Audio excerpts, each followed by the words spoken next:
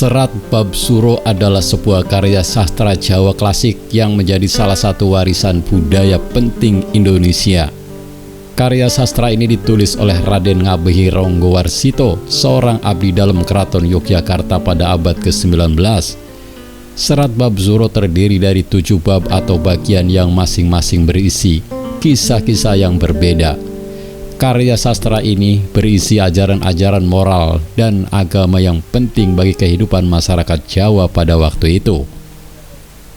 Kisah-kisah dalam Serat Bab Suro berkisar tentang kehidupan manusia, termasuk tentang kebijaksanaan dalam mengambil keputusan, hubungan antara manusia dengan Tuhan, dan ajaran-ajaran agama Islam. Salah satu kisah terkenal dalam Serat Bab Suro adalah kisah tentang seorang raja yang bijaksana bernama Prabu Brawijaya. Dalam kisah ini, Prabu Brawijaya ditantang oleh seorang pandai besi yang mengaku lebih pandai darinya. Prabu Brawijaya kemudian memberikan tugas kepada para pandai besi untuk membuat pedang yang terbaik. Dan pedang yang terpilih harus mampu membelah sebuah padi yang sangat tipis tanpa merusak padi tersebut. Kisah ini mengajarkan tentang kesederhanaan dan kebijaksanaan dalam hidup. Kisah lain yang terkenal dari Serat Bab Suro adalah kisah tentang seorang pertapa yang saleh yang bernama Ki Ageng Sela. Dalam kisah ini, Ki Ageng Sela hidup sederhana di hutan dengan menjadi seorang pertapa yang menjalankan ajaran agama dengan penuh keikhlasan. Pada suatu hari, datanglah seorang raja yang ingin mengunjungi Ki Ageng Sela untuk meminta nasihatnya. Setelah mendengarkan masalah raja tersebut, Ki Ageng Sela memberikan nasihat dengan cara yang sederhana, namun sangat bijaksana. Raja tersebut akhirnya dapat menyelesaikan masalahnya dengan baik berkat nasihat Ki Ageng Sela. Selain kisah-kisah tersebut, Serat Bab Suro juga mengandung banyak ajaran dan nilai-nilai moral yang dapat dijadikan pedoman dalam kehidupan sehari-hari.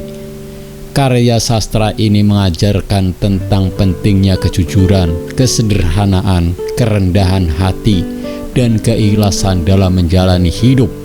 Selain itu, Serat Bab Suro juga mengandung banyak ajaran agama Islam yang menjadi pijakan dalam menjalankan kehidupan yang baik dan benar.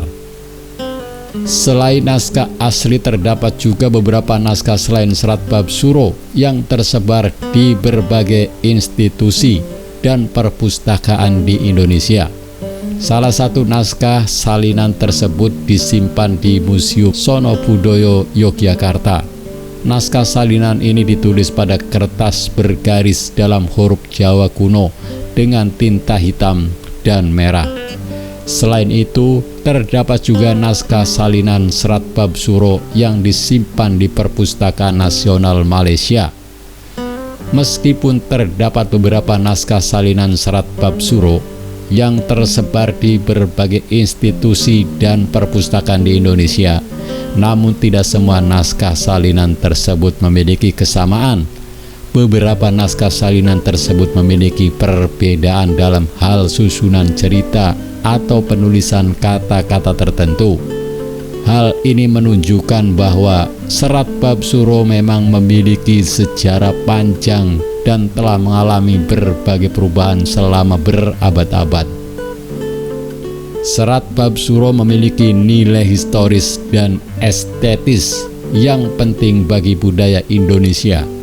Karya sastra ini dapat menjadi sumber informasi tentang kehidupan masyarakat Jawa pada masa lampau, terutama dalam hal nilai-nilai moral dan agama.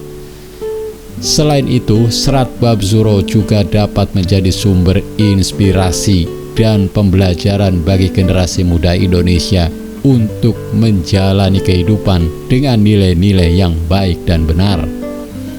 Oleh karena itu, Serat Bab Suro perlu dijaga dan dilestarikan agar dapat menjadi warisan budaya yang berharga.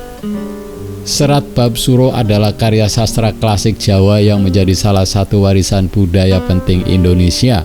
Karya sastra ini ditulis oleh Raden Ngabehi Ronggowarsito pada abad ke-19. Serat Bab Suro terdiri dari 7 bab atau bagian yang masing-masing berisi kisah-kisah yang berbeda. Karya sastra ini mengandung banyak ajaran dan nilai-nilai moral yang dapat dijadikan pedoman dalam kehidupan sehari-hari, serta ajaran agama Islam yang menjadi pijakan dalam menjalankan kehidupan yang baik dan benar. Demikian tentang Serat Bab Suro. Saya yakin Anda memiliki pendapat yang berbeda. Oleh karena itu, jika ada perbedaan atau yang melengkapi, silakan tulis di kolom komentar dengan bijak. Terima kasih telah menyimak video ini sampai selesai. Jangan lupa bantu kami dengan cara klik tombol subscribe, like, komen, dan share sebanyak-banyaknya. Terima kasih. Wassalamualaikum warahmatullahi wabarakatuh. Bye.